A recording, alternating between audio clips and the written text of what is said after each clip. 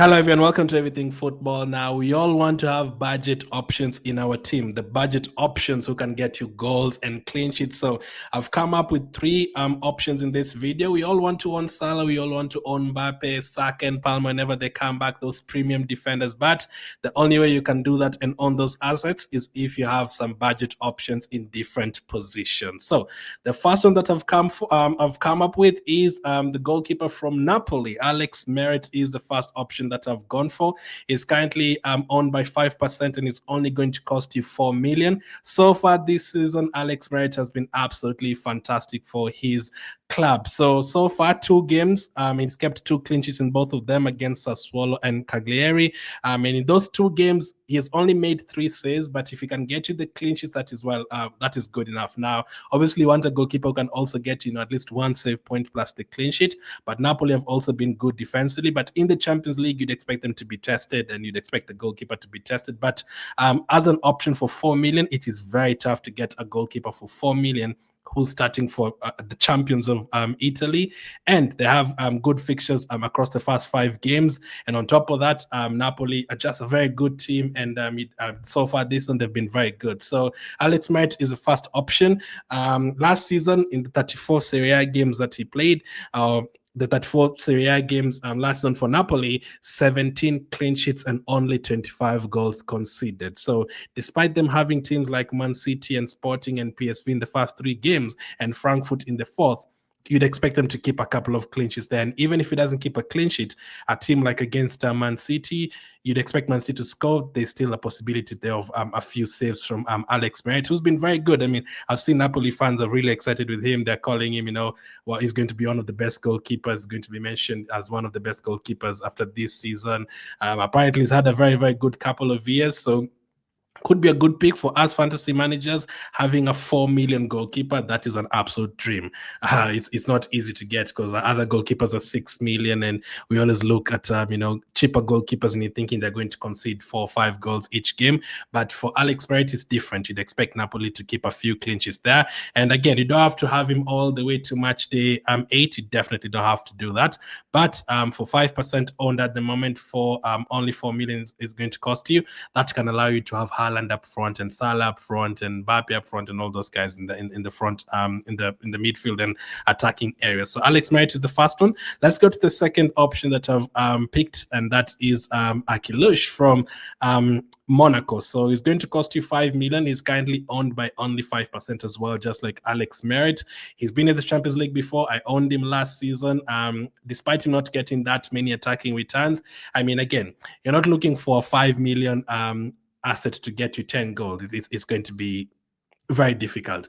At the end of the season, the ones who are going to have most points are players like Salah and players like Hakimi and players like Haaland. Those are the players who are going to have the most points, the ones who are more expensive. But in a league phase, you want a few differentials and a few budget options, and Akliouche fits that bill very well, especially when you consider he's playing Club Brugge and Bodo Glimt in 2 of the first 4 games, and they have Man City and Tottenham at home. I mean, who's to say that they're not going to score against both Man City and Tottenham? Man City have been conceding goals. Tottenham have been better defensively this season, but I'd not be shocked if Monaco score in all 4 of those games. So so far this season, he's played in 3 games.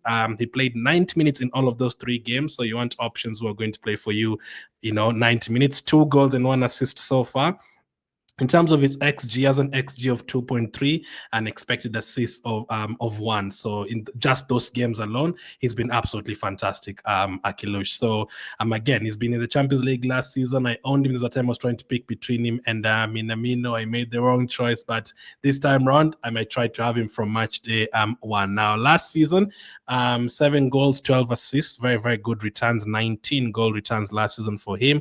And he had 4 attacking returns in last season's Champions League, and also he picked up 4 points from ball recovery. So you also want an attacking option who can get at least a couple of ball recovery points throughout the league phase and throughout the season, and Akliouche will do that for you. Now, the first game he has is Club Brugge away, so even if you feel like Tottenham at home and Man City at home are going to be difficult, Club Brugge at home Club Brugge away is a fantastic fixture. I would expect goals in that game, maybe a 2-2 or something, so Akliouche becomes a very, very good option, and is only going to cost you 5 million, especially if your strategy is to go for, Dumfries and Hakimi and Nuno Mendes at the back, and you also want Haaland and Kane up front.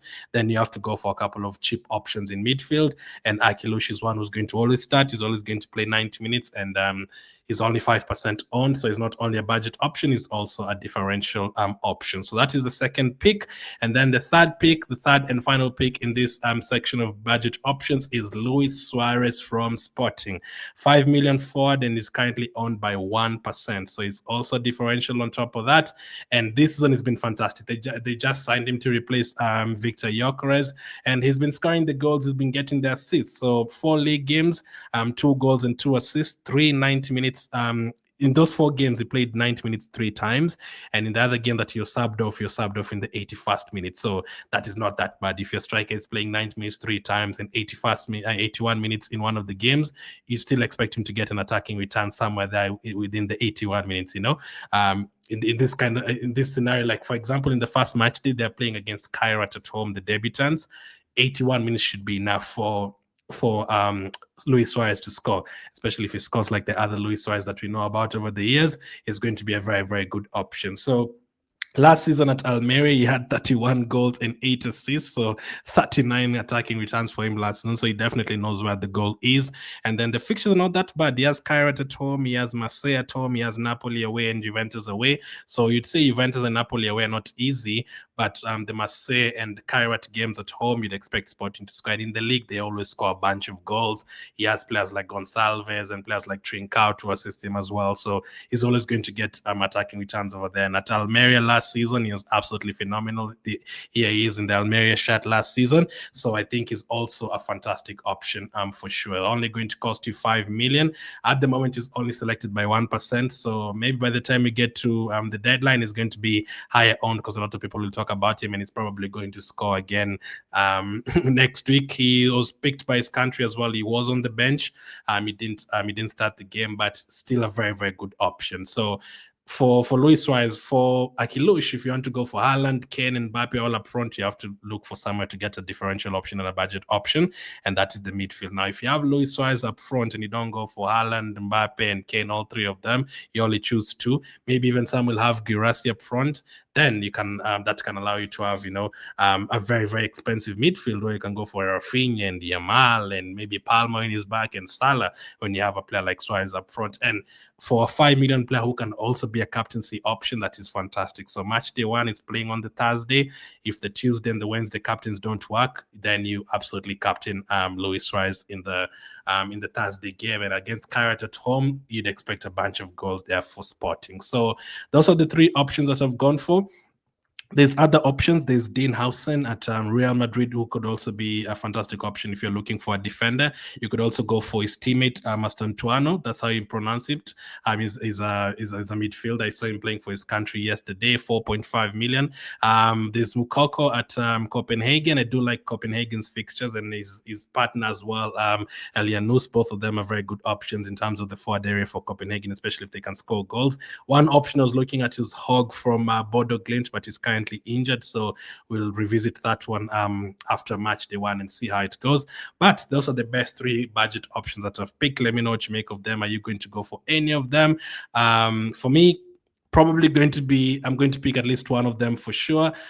Let's see. So if you want to see the team that I've picked in my first draft, click on the video on screen right now. That draft is probably going to change, but that is kind of how my team is looking right now, and kind of the idea that I have in terms of how my team will be looking for match day 1. Thank you for watching, and I'll catch up with you guys on the next one.